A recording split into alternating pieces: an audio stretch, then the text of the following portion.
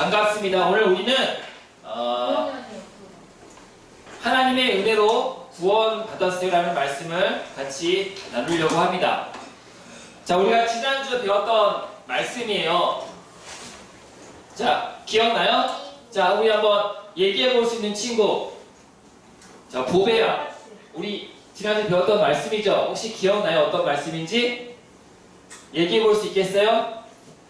하음이 얘기해 볼 수 있겠어요?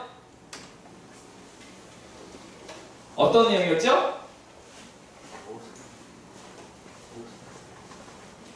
얘기해 보신 친구. 얘기해 볼까요? 하나님께서 애굽 백성에게 내리신 10가지 재앙에 대해서 우리가 지난 시간 배웠던 말씀이에요. 하나님께서 이스라엘 백성들을 그 애굽 땅에서 나오게끔 하기 위하여 하나님이 베푸신 10가지 재앙을 보고 있어요. 여러분, 여기 있는 10가지 이것들은요, 그 당시 애굽 사람들이 믿었던 신들이에요. 지난주 그렇게 말씀하신 것처럼 그 당시 사람들이 믿었던 에구리 우상, 이 우상, 우박 우상, 메뚜기 우상 등 각종 그 당시 사람들이 믿었던 애굽 사람들이 믿었던 우상 신들이에요. 하나님이 이 우상을 통해서 말씀하시는 것은요, 지금 나는 이 우상들보다 위에 있다. 나는 지금 이 우상들을 다스리고 통치할 수 있는 권한이 나에게 있다는 것을 하나님은 지금 이것을 이야기하고 있는 거예요. 그만큼 하나님이 더 높고 위대하신 분임을 말씀을 통해서 알 수 있어요. 여러분, 이 사건을 통해서 알 수 있는 중요한 것이 한 가지 있어요. 이 사건을 통해서 이스라엘 사람들은요, 애굽에서 나오게 돼요. 반면에 애굽 사람은요, 이 사건을 통해서 많은 고통을 겪게 돼요. 성경 말씀에 의하면요, 나라의 근간이, 나라가 무너질 정도로 많이 심했다고 성경 말씀은 이야기하고 있어요. 애굽 사람은요, 많이 고통을 당했어요. 조금 더 한번 더 거슬러 올라가 볼게요. 자, 하나님께서 모세를 부르셨어요. 그리고 하나님께서 모세에게 말씀하셨어요. 모세야, 모세야, 너는 이제 이스라엘 땅으로 애굽 땅으로 내려가라. 그리고 내가 너에게 분부한 것을 지켜 행하라고 하나님은 모세에게 말씀하셨어요. 기억나요? 자, 또 볼까요? 하나님은요, 바로 하나님이 말씀하셨어요. 내가 이스라엘 백성의 남자를 모두 죽이겠다. 기억나요? 하나님은 말씀하셨어요. 그럼에도 불구하고 하나님은 이스라엘 백성을 계속 번성케 하셨어요. 왜 그러셨을까요? 왜 하나님은 애굽의 열장을 내리시고 이스라엘 백성을 구출해내시고, 하나님은 왜 모세를 부르시고, 왜 하나님은 이렇게 여러가지 각종 억정 속에서도 백성들을 구원하시고 함께 하셨을까요? 그 이유가 무엇일까요? 무엇 때문에? 여러분, 이걸 놓치면 안 돼요. 무엇 때문에 하나님은 이렇게 하셨을까요? 그 이유를 성경 말씀은 이렇게 이야기하고 있어요. 누구지 기억나요? 하나님께서 아브라함과 하신 약속이 있었어요. 기억나요? 아주 오래전에 우리 지금 출애굽기 말씀을 보고 있잖아요. 창세기에 하나님께서 아브라함과 하신 약속의 말씀이 성경 말씀에 기록되어 있어요. 제가 1절 읽어볼게요. 여호와께서 아브라함에게 이르시되 너는 너의 고향과 친척과 아버지의 집을 떠나 내가 내게 보여줄 땅으로 가라. 2절 읽어볼까요? 시작. 내가 너를 큰 민족을 보고 너희를 보여줘 내 이름을 찾으라 하니 너는 복이 될지라. 아멘. 하나님께서 아브라함과 하신 약속의 말씀이에요. 생각해보세요. 모세가 살던 시대는요, 아브라함은 죽고 없었어요. 그런데 하나님은요, 그 약속을 지키시기 위해서 무려 몇 년이 모르겠어요. 500년이 지났을까요? 그럼에도 불구하고 그 약속을 신실하게 지키시고 계신 거예요. 그렇기 때문에 모세를 부르셨고, 그렇기 때문에 이스라엘 백성을요, 그 모든 재앙 속에서 하나님은 이끌어내시고 구원하신 것을 볼 수가 있어요. 생각해보세요. 제가 지금 잠을 자고 있는데 석희 사모님가 잠을 자고 있었어요. 근데 갑자기 강도가 들어왔어요. 그래서 저를 위협하면서 돈 내놔! 너 돈 내놓지 않으면 여기 여자 네가 죽일 거야! 그럼 저는 어떻게 해야 돼요? 난 속으로 나 어떡하지? 나 전도사인데, 나 저 사람 미워하면 안 돼, 나 저 사람 때리면 안 돼, 성경 말씀에 저 사람 사랑하라고 했잖아. 당신 하고 싶은 대로 하세요. 난 그렇게 해야 돼요? 아니요? 난 어떻게 해야 돼요? 난 어떻게 해야 돼요? 저는요, 제가 할 수 있는 모든 것들을 다 해야 돼요. 그 상황에서 강도의 다리를 꼬집든지 물든지. 왜요? 나는 그 사람을 지켜주기 약속했기 때문에 그 사람을 위해서 끝까지 내가 할 수 있는 모든 것들을 다 해줘야 돼요. 하나님과 마찬가지. 하나님도 아브라함과 약속하셨어요. 그래서 그 약속을 위해서 지금까지 쭉 이루어오신 거예요. 그 10가지 재앙을 통해서 그 약속을 하나님은 오늘 말씀에 보여주신 거예요.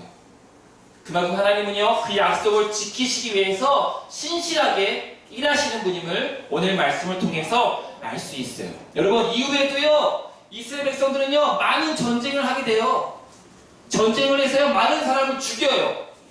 심지어 하나님이 그 일을 직접 하시기도 하세요.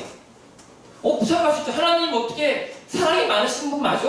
어떻게 사랑이 많으신 분이 하나님이 사람을 막 죽여? 그럴 수 있어요. 하나님은요, 그런데 하나님 입장에서 그것은요, 하나님이 이스라엘 백성들과 하신 약속이에요.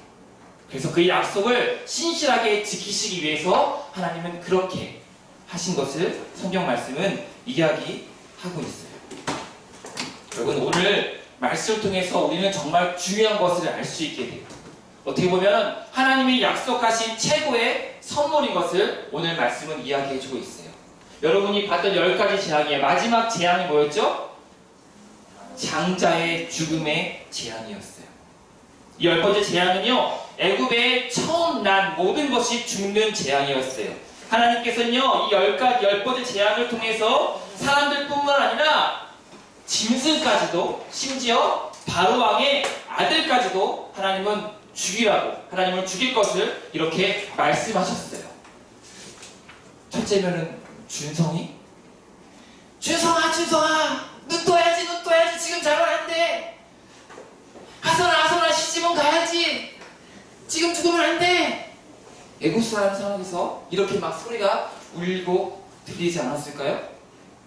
하나님은 한 가지 약속하셨어요. 이 재앙 속에서 이 재앙을 넘어갈 수 있는 한 가지 재앙을 하나님은 모세에게 말씀하셨어요. 내가 바로와 애굽 땅에 재앙을 내린 후에야 결국에 바로왕이 너희를 내보낼 것이다. 그것을 피할 수 있는 한 가지 방법을 내가 너에게 알려주겠다. 그것은 바로 오늘 보는 것처럼 흠없고 1년 된 어린 양을 잡아서 그 피를 문설주와 임방에 바르라고 말씀하신 것이에요. 문설주는요, 문에 기둥이 되는 것을 이야기하고요, 임방은요, 저 위쪽에 벽이나 나무를 이야기하는 거예요. 지금 그렇게 양을 잡아서 그 피를 문설주와 임방에 바르라고 하나님은 말씀하셨어요. 그리고 그 재앙이 있을 때 그 피를 보고 여호와의 사자가 그 피를 보고 그 피를 바른 집은 넘어가지 않겠다고 하나님은 그렇게 말씀하셨어요. 어린 양의 피를 바른 집은요, 그 집의 첫째는요 죽지 않았어요. 하지만 그 피를 바르지 않는 그 집은 모든 첫째와 가축은 죽었다고 성경 말씀에 이야기하고 있어요. 여호와의 사자가 애굽 땅을 칠 때에 바로 이 어린 양의 피가 구원의 표시가 된 거였어요. 어린 양의 피가 있는 집은 장자의 죽음 면하게 되었고, 어린 양의 피가 없는 집은 장자나 가축의 죽음이 있었다고 성경 말씀은 이야기하고 있어요. 여러분, 왜 근데 어린 양일까요? 어린 소, 어린 돼지, 어린 말 많잖아요. 근데 왜 어린 양일까요? 왜 하나님은 어린 양을 잡아서 그 피를 그렇게 잡으라고 이야기하셨을까요? 성경 말씀에 이야기하고 있어요. 이튿날 요한이 예수께서 자기에게 나으심을 보고 이르되 세상 죄를 지고 가는 하나님의 어린 양이로다. 요한복음 말씀하고 있고요. 또 이 말씀이 있어요. 너희는 누룩 없는 자인데 새 덩어리가 되기 위하여 묵은 누룩을 내버리라. 우리의 유월절이야 곧 그리스도께서 희생했다고 성경 말씀에 이야기하고 있어요. 여기서 어린 양은요, 예수님을 의미하는 거예요.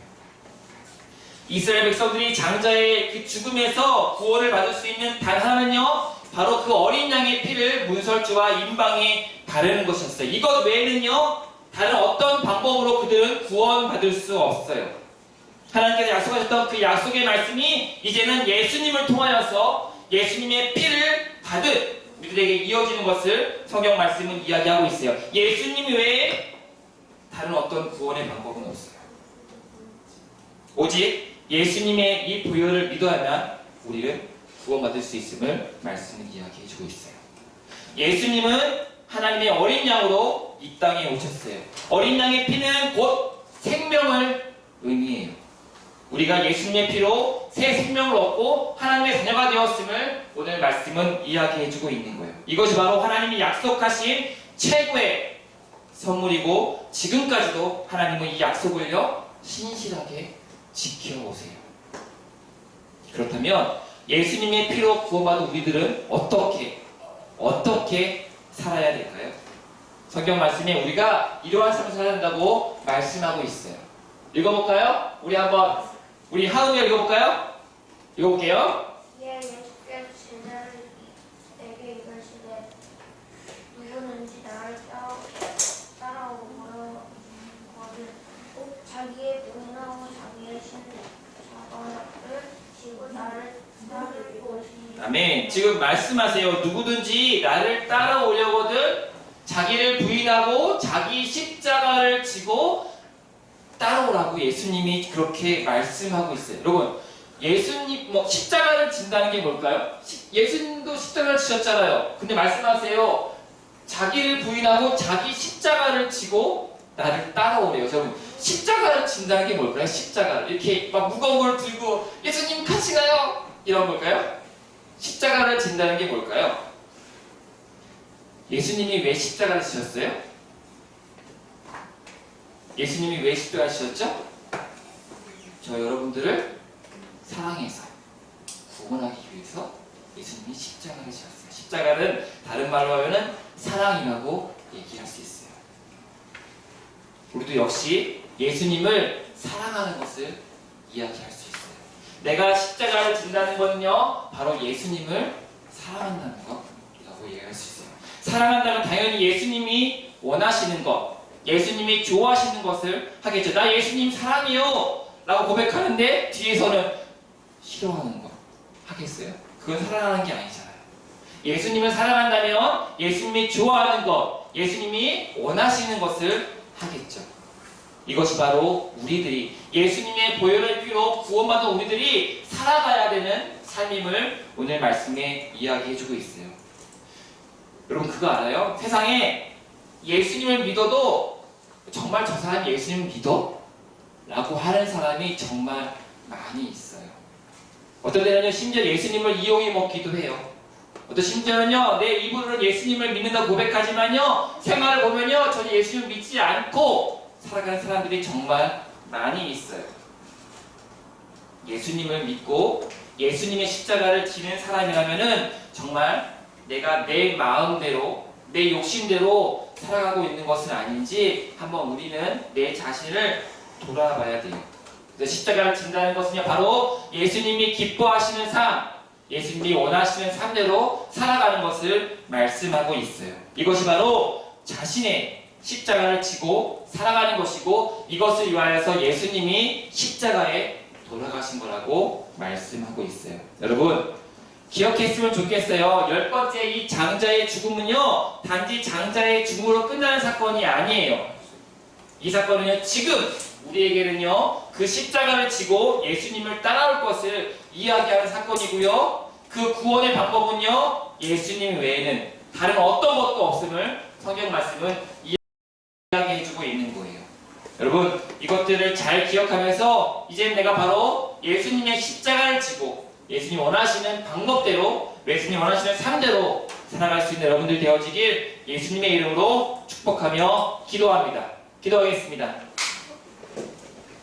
하나님 오늘 말씀을 통해서 우리는 10번째 재앙, 그 장자의 죽음에 대해서 살펴보았습니다. 그 장자의 죽음을 면할 수 있는 한 가지 유일한 방법은 어린 양의 피를 바르는 것이고 지금 우리들에게는 그 어린 양의 피를 마음판에 새기는 것입니다. 하나님, 그 어린 양의 피가 마음판에 있는 우리들이 이제는 그러한 삶을 살아갈 수 있도록 하나님 인도하여 주셔서 나의 입술로 또 예수님을 또한 나의 몸으로 예수님의 그 사랑하심을 전하며 증거할 수 있는 우리 모두가 되어지기 원합니다. 마지막 때가 점점 가까워지고 있는 이때에 예수님의 말씀을 늘 기억하며 그 말씀대로 살아갈 수 있는 우리 친구들 되어주시도록 하나님 늘 함께하여 주셔서 예수님의 이름으로 기도드립니다. 아멘.